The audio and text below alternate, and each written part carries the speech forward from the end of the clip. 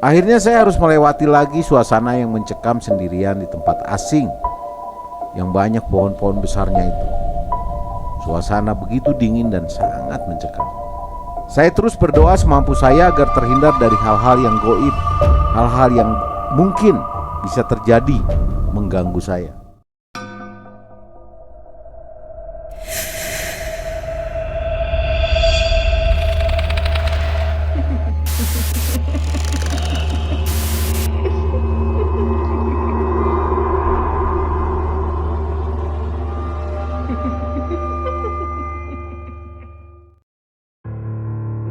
Assalamualaikum warahmatullahi wabarakatuh. Selamat malam, sahabat malam mencekam. Berjumpa lagi dengan saya di sini yang akan mengawal sebuah cerita yang horor dan mencekam tentunya. Oh ya, terima kasih buat sahabat semua yang sudah mendukung dan menonton video ini. Di video kali ini kita akan menceritakan sebuah cerita yang dikirim oleh salah satu narasumber. Namun kebetulan narasumbernya tidak bisa hadir dikarenakan satu dan lain hal, sehingga narasumber tersebut menyerahkan kepada kami untuk membawakan dan menceritakannya langsung pengalaman yang dialaminya secara pribadi. Pengalaman yang menarik yang dialami oleh narasumber yaitu pengalaman tentang pesugihan. Karena jualannya pingin laku, dagangannya pingin laku, kemudian ya sudah bosan katanya hidup miskin. Makanya mereka berani untuk melakukan yang namanya pesugihan hanya untuk menikmati kekayaan di dunia yang sesaat ini. Bagaimana kisah cerita yang sangat horor ini? Kita simak videonya berikut ini.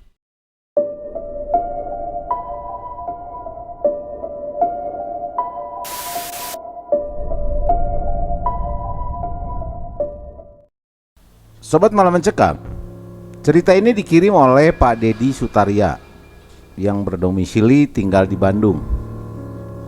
Cerita yang diberi judul adalah pesugihan warung sate ayam dengan mengorbankan, yaitu tumbalnya adalah jiwa diri pribadi. Perkenalkan, nama saya adalah Dedi.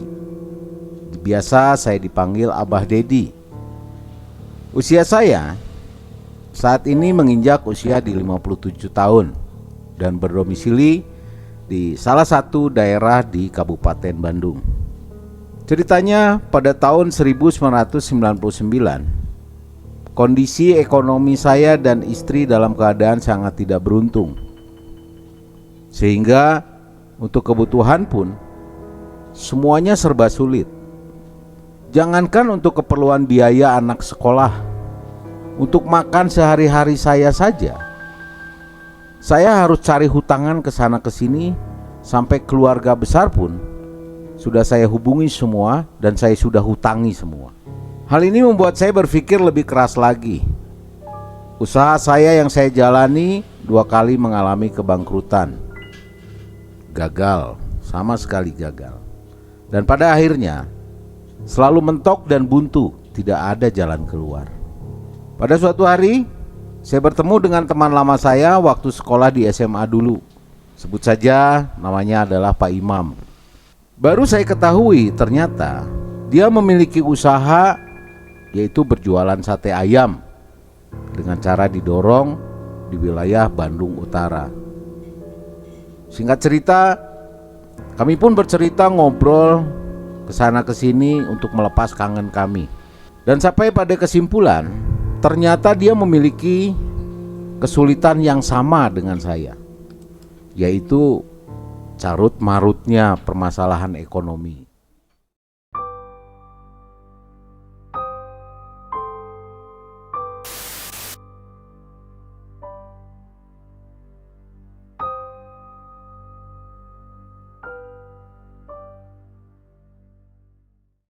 Karena ada satu keperluan yang sangat mendesak, akhirnya kami tidak bisa mengobrol lama-lama. Kemudian kami pun mengambil keputusan untuk bertemu kembali di minggu depan. Jadi belum sampai kita bertemu dengan waktu yang disepakati tadi, yaitu minggu depan, Ternyata di hari ketiga, sewaktu kami berpisah, imam mengabari saya lewat telepon rumah untuk segera bertemu di hari itu juga. Tentunya sangat mendesak sepertinya, disebabkan ada hal penting yang harus dibicarakan dengan segera. Lalu saya mengatakan iya dan segera bersiap-siap untuk menemuinya di tempat yang sudah kita sepakati, yaitu di sebuah kios seputaran Kiara Condong, Bandung. Saya pun tentunya minta izin terlebih dahulu dengan istri saya untuk bertemu dengan Pak Imam. Lalu istri saya menjawab, "Iya Pak, hati-hati di jalan. Mudah-mudahan aja semoga ada solusi jalan keluar hasil pembicaraan dengan Pak Imam." Lalu saya menjawab, "Iya Bu, amin. Bapak juga harap seperti itu." Setelah saya berpakaian dan memakai jaket, kemudian saya meluncur ke sebuah kios di Kiara Condong dengan menggunakan sebuah motor. Waktu itu motor yang saya punya adalah Grand Astrea warna hitam, sisa harta kendaraan yang selama ini menemani saya di saat dulu saya masih bekerja. Singkat cerita, bertemulah saya dengan Pak Imam. Akhirnya kami pun ngobrol sambil minum kopi. Ya seperti obrolan santai lah. Lalu Imam bertanya kepada saya, "Dad, saya punya ide nih. Tapi ini juga kalau kamu setuju sih." Dengan rasa penasaran saya balik nanya ke Pak Imam, "Ide apa tuh Mam?" Lalu Imam membalas, "Kemarin saya ngobrol sama istri. Terus dia bercerita kalau dia kenal sama orang pintar atau sebutlah kuncen. Nah, itu ada di daerah Banten, di mana kampung tempat istri saya berasal. Sudah banyak yang kebuktian berhasil menjalaninya. Hidupnya berubah, Dad. Enak, duitnya juga banyak. Kok bisa begitu?" "Ya kalau kata orang sih pesugihan namanya, Dad." "Astagfirullah," jawab saya. "Emang gak ada jalan lain apa? Kan kamu tahu, Dad, kita sudah usaha kesana kesini, banyak pekerjaan sudah kita lakukan. Anger kan, perubahan, miskin waya. Saya mah pingin kaya, Dad. Udah capek hidup gini-gini terus. Banyak hutang, tiap bulan ditagih rentenir, penghasilan juga gak ada. Mau kayak gimana lagi, Dad?" Mendengar penuturan daripada Imam, saya pun terdiam dan berpikir sejenak. Dalam hati saya berkata, ya emang sih ada benarnya juga yang dibilang Imam. Apalagi ini anak-anak belum bayar iuran sekolah 3 bulan sudah nunggak. Cukup lama saya berpikir, sementara Imam terus berbicara dengan penuh antusias, seolah-olah bagaimana supaya saya yakin dan mau ikut ide pesugihan yang dia sampaikan. "Dad, gimana? Kok malah melamun?" tanya Imam mengagetkan lamunan saya. "Emang saya sih lagi susah, Mam. Tapi harus pakai cara seperti itu supaya kaya. Saya nggak maulah, Mam." "Dad, kamu mau hidup susah begini terus? Mikir dong, realistis lah, Dad. Kasih saya waktu lah, Mam, buat berpikir. Saya yakin pasti ada cara yang lebih benar daripada harus pesugihan kayak begitu. Soalnya kalau pakai cara kayak gini, Mam, saya nggak bisa lah, Mam. Saya nggak mau." Akhirnya terlihat Imam pun pasrah dengan keputusan saya, dan kami pun berpisah untuk pulang ke rumah masing-masing. Sesampainya di rumah, saya cerita sama istri, dan istri bertanya kepada saya, "Gimana Pak? Tadi hasil ketemuannya dengan Pak Imam." "Wah, parah Bu. Kirain mau bener-bener ngasih ide peluang usaha. Nggak taunya malah ngajak pesugihan biar cepet kaya." "Astagfirullah, kok sampai begitu ya Pak?" jawab istri saya. "Iya Bu, Bapak juga nggak mau harus pakai cara begitu, dosa." Akhirnya saya dan istri berbicara mengenai hal lain dan sepakat untuk mencoba membuka sebuah usaha baru, yaitu jualan makanan di depan rumah. Sobat Malam Mencekam sekalian, 2 hari kemudian saya ditelepon oleh Pak Imam, di mana intinya dia ingin bertemu dengan saya untuk ngobrol. Dengan nada suara Pak Imam yang memohon-mohon, berharap untuk bisa ketemu dengan saya.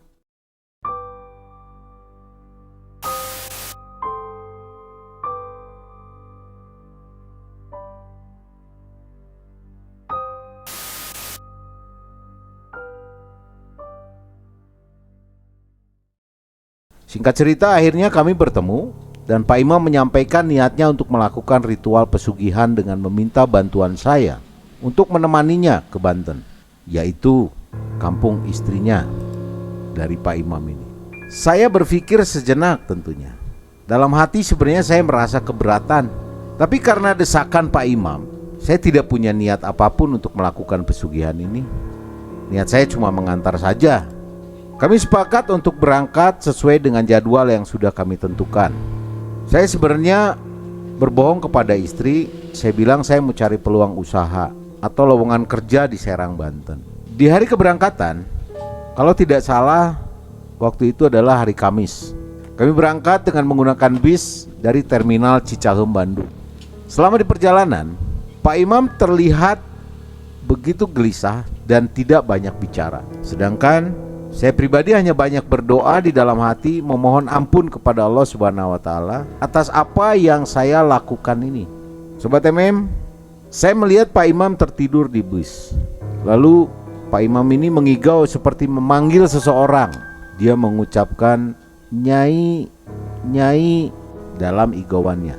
Sontak saja hal tersebut membuat saya kaget setengah mati. Dan secara refleks saya membangunkan dia. "Mam, bangun mam, bangun." Imam bangun dan dia bertanya kepada saya, "Iya, kenapa Ded?" Dengan mata merah memandang kepada saya. "Kamu mimpi apa mam? Sampai ngigau gitu." "Enggak Ded, saya nggak mimpi apa-apa," jawab Imam dengan lemas. Tapi terlihat nampak seperti menyembunyikan sesuatu. Lalu dia terlihat terdiam dan melamun, memandang ke arah luar kaca mobil. Saya melihat seolah-olah dia bermimpi sesuatu yang mungkin ada kaitannya dengan niat dia untuk melakukan ritual pesugihan ini.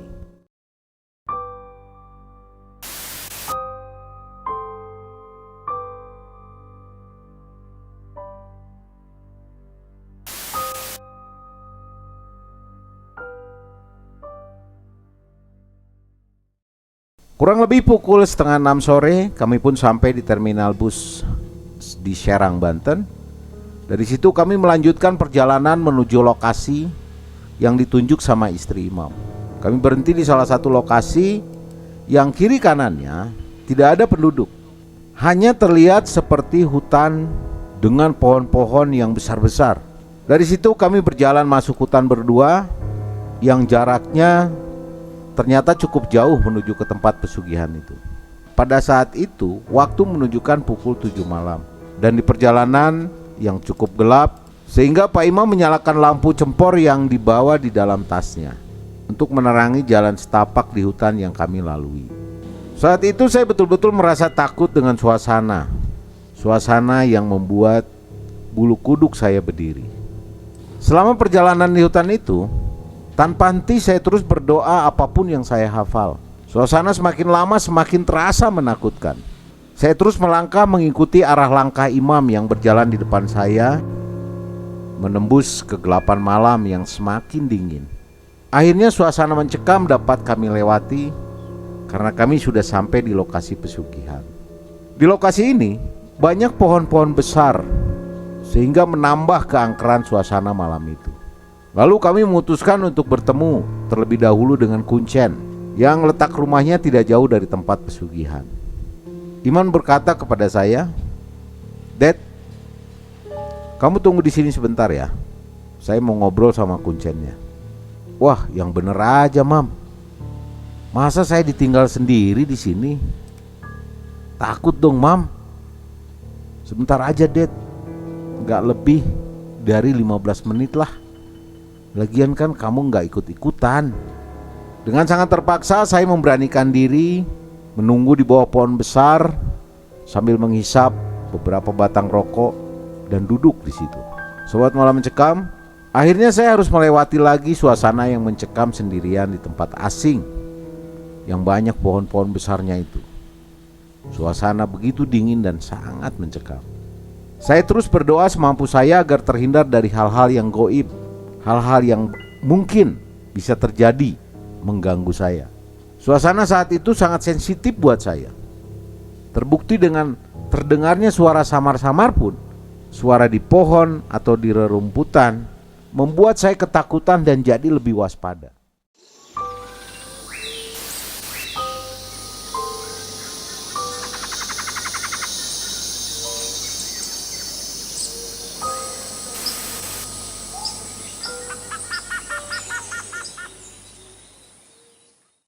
Tidak berselang lama, terlihat dari kejauhan sosok imam berjalan ke arah saya. Dan sesampainya di lokasi saya, lalu imam berkata kepada saya, "Ded," kata kuncen tadi, "saya harus ritual di bawah pohon besar yang itu. Pohonnya besar sekali, dan diameternya itu kalau dibandingkan dengan 10 orang berpegangan tangan, mungkin tidak sampai juga." Aki kuncen tadi bilang, "Kamu nunggu aja di rumahnya selagi saya melakukan ritual di pohon besar itu. Ayo Ded, saya antar kamu ke sana." Sesampainya di rumah Aki Kuncen tersebut, terlihat Aki Kuncen itu sudah menunggu kami dan terlihat sudah menyiapkan hal-hal yang dibutuhkan untuk melakukan ritual tersebut, seperti sesajen dan lain-lain. Lalu Aki Kuncen itu menyambut kami, "Ayo Akang, tunggu aja di sini. Dan gak perlu takut lah, di sini aman kok." "Iya Ki, saya tunggu di sini aja. Terima kasih," jawab saya.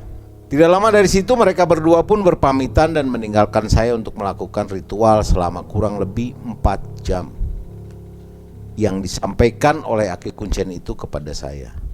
Mereka pun akhirnya meninggalkan saya seorang diri di rumah Aki Kuncen untuk menuju ke tempat pesugihan.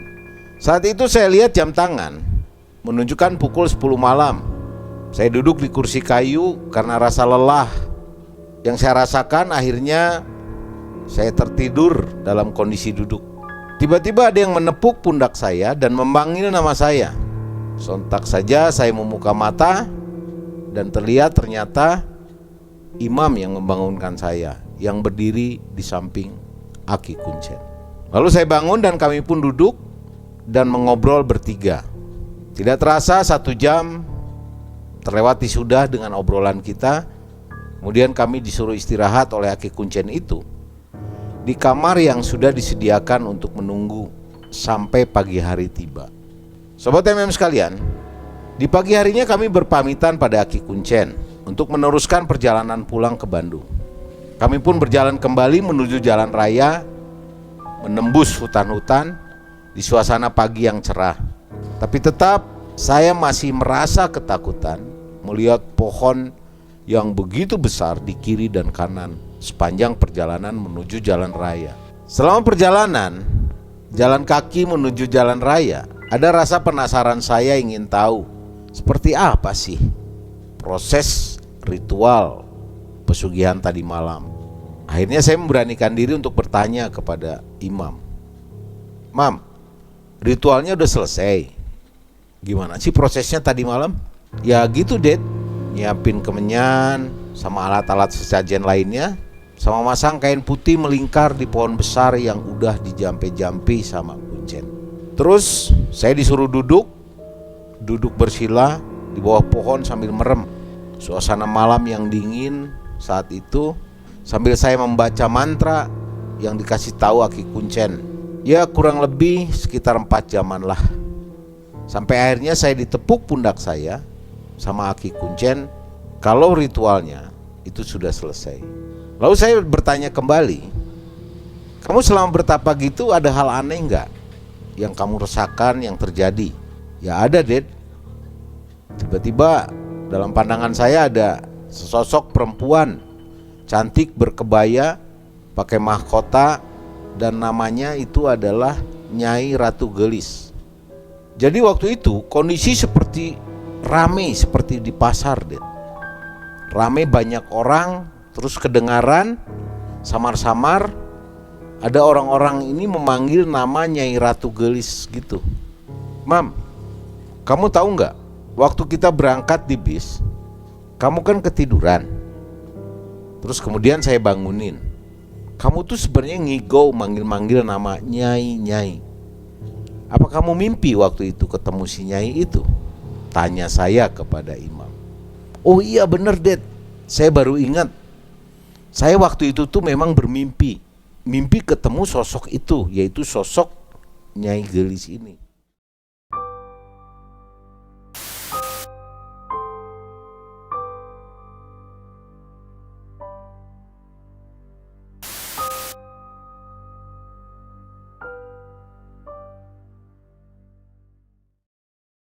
Tanpa terasa sampailah kami di jalan raya dan kami pun naik angkot menuju terminal bis yang akan membawa kami menuju pulang ke Bandung. Dari kejadian itu, selama 3 bulan dari kejadian ritual pesugihan tersebut, kami sangat jarang sekali berhubungan karena kesibukan kami masing-masing. Saya bantu-bantu istri jualan makanan di depan rumah, sementara Imam mungkin sibuk dengan usahanya. Namun, didorong rasa keingintahuan saya tentang kabar Imam, muncul niat saya untuk bersilaturahmi ke rumahnya. Saya mencoba menghubunginya lewat telepon dan menyampaikan niat saya untuk main ke rumahnya. Dan pada saat itu, Imam sendiri yang mengangkat telepon. Lalu kami ngobrol dan janjian untuk bertemu sore harinya di rumahnya. Sore hari saya berangkat dengan motor saya menuju rumahnya di seputaran Bandung Utara. Sesampai di rumah Imam, saya melihat banyak perubahan yang terjadi. Terlihat jelas di garasi rumahnya ada mobil yang bisa dibilang ya kategorinya mewah lah menurut saya. Serta saya lihat kondisi rumah yang sudah berubah jauh lebih bagus dari 3 bulan yang lalu. Yang lebih mengagetkan saya lagi adalah ketika saya masuk ke dalam rumahnya, saya melihat begitu banyak barang-barang yang menurut saya tidak murah juga harganya. TV-nya baru, sofanya baru, meja makannya bagus, mobilnya, motornya semuanya serba baru. Keheranan saya tidak sampai di situ ternyata. Di saat kami sedang ngobrol, saat itu istri Imam keluar dari kamar dan mendatangi kami di ruang tamu.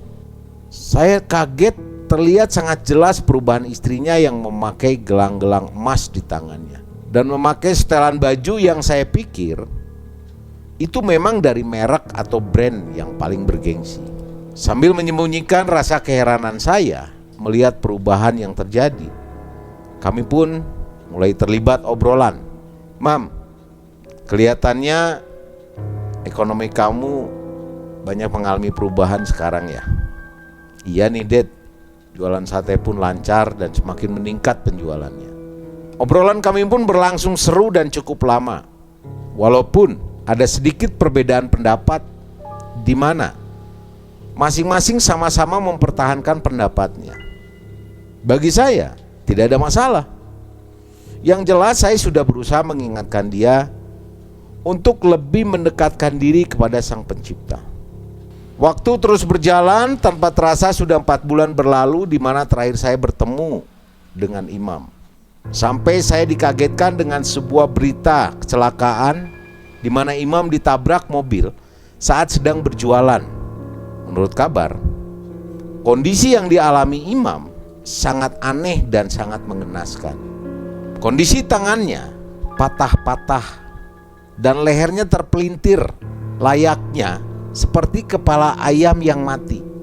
Lalu dalam pikiran saya, apakah ini akibat dari pesugihan di mana dia sendiri yang menumbalkan dirinya?